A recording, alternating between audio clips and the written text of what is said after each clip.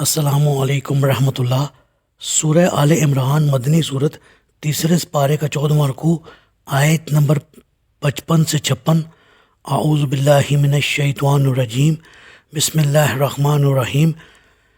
اذ قال اللہ یا عیسیٰ انی متوفیک ورافعک الی ومطہرک من الذین کفروا وجاعل الذین اتبعوک فوق الذین کفروا الی یوم القیامہ ثم الی مرجعکم فاحکم بینکم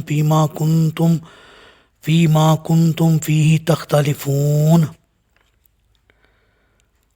اور وہ اللہ کی تدبیر ہی تھی جب اس نے عیسیٰ علیہ السلام سے فرمایا، عیسیٰ اب میں تجھے واپس لے لوں گا اور تجھے اپنی طرف اٹھا لوں گا اور ان کافروں سے تجھے پاک کر دوں گا، اور جو لوگ تیری پیروی کریں گے انہیں تا قیامت ان کافروں پر غالب رکھوں گا، اور تم سب کو بالآخر میرے ہی پاس آنا ہے، تو میں تمہارے درمیان ان باتوں کا فیصلہ کر دوں گا جن میں تم اختلاف کر رہے ہو۔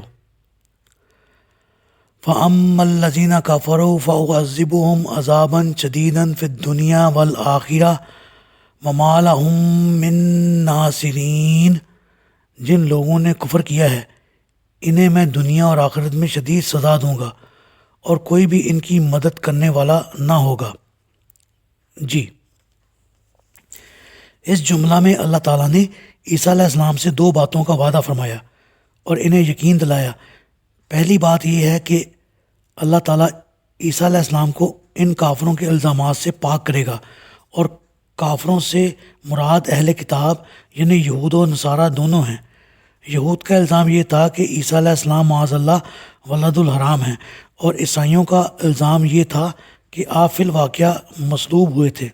اللہ تعالیٰ نے رسول اللہ صلی اللہ علیہ وسلم کی زبان پر ان دونوں الزاموں کی مدلل اور بھرپور تردید فرما کر عیسیٰ علیہ السلام کو ان الزامات سے پاک اور بری قرار دیا۔ دوسرا وعدہ یہ تھا کہ میں اے عیسیٰ تیرے تابع فرمانوں کو تجھے نہ ماننے والے یعنی یہودیوں پر غالب رکھوں گا۔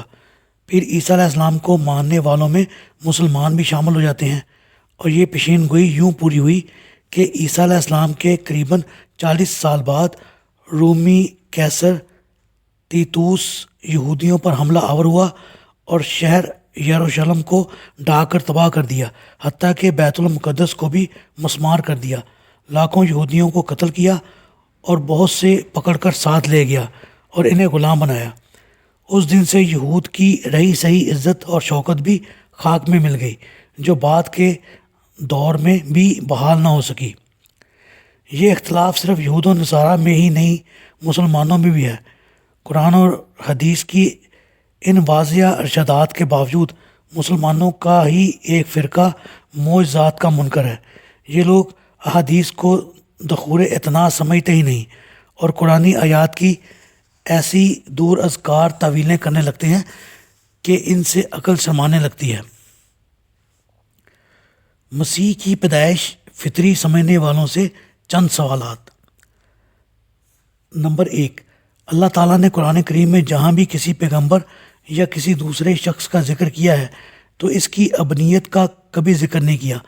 آخر عیسیٰ علیہ السلام میں کیا اختصاص ہے کہ جہاں بھی ان کا نام آیا تو ابنیت کا ذکر یعنی ابن مریم کا لاحقہ ضروری سمجھا گیا۔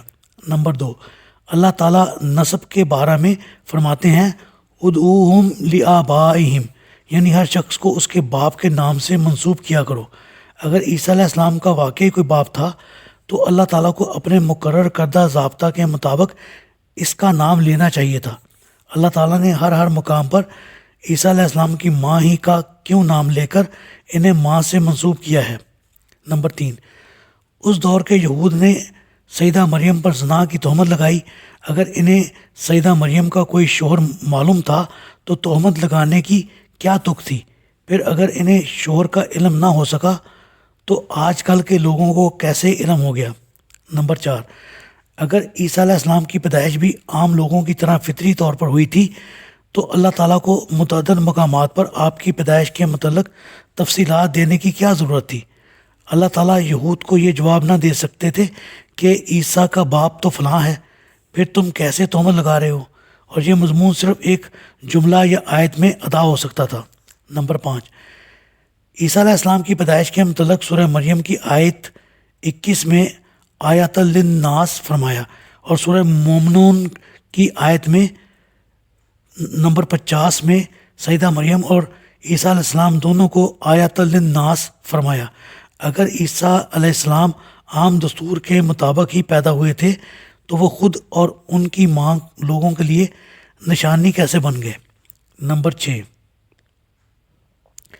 اگر عیسیٰ علیہ السلام کی پیدائش عام دستور کے مطابق ہوئی تھی تو سیدہ مریم اکیلی دور دراز مقام میں کیوں چلی گئی تھی اور بچہ کی پیدائش کے وقت اپنے مرنے کی آرزو کیوں کی تھی؟